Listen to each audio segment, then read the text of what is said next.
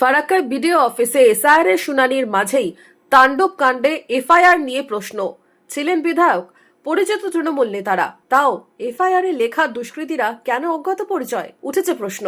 জঙ্গিপুরের এসডিওর দাবি তদন্ত চলছে।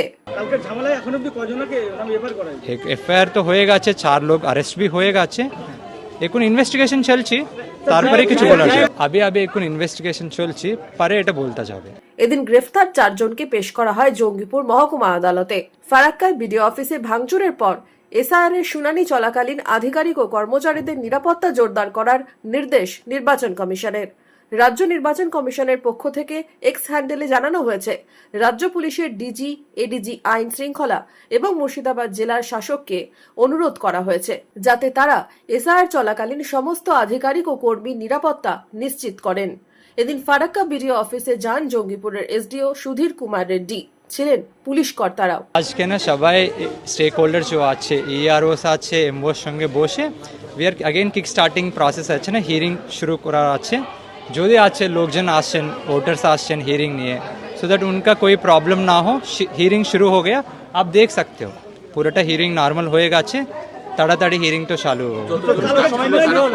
না এখনই মতলব হ্যাঁ 10-15 মিনিট হয়ে গেছে শুরু হতে, মতলব এখন শুধু এখানে এসডিপিও সাহেব আছেন, it was just a confidence building measure কি আপনার কো পুরাটা সেফটি থাকবে, সো দ্যাট ইউ ক্যান আপনার নর্মাল যে ডিউটি আছে আপনি কন্টিনিউ করতে হবে। এই নিয়ে এক্স হ্যান্ডেলের স্বরূপ বিজেপির অমিত মালব্য তুলেছেন কড়া পদক্ষেপের দাবি। তৃণমূলকে নিশানা করেছে বিরোধীরা। দেখুন, তৃণমূল কংগ্রেসের মুনিরুল বলেন আর আমিরুল বলেন, এরা প্রত্যেকেই তো ধ্বংসের রাজনীতি করতে, ওরা ধ্বংস করতে এসেছেন।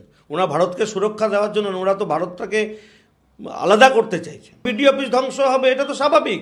পুলিশ প্রশাসন দাঁড়িয়ে থাকে কেন? পুলিশ প্রশাসন দেখতে পায় না যে একটা বিডিও অফিস ভাঙচুর হচ্ছে, আটকাতে পারে না?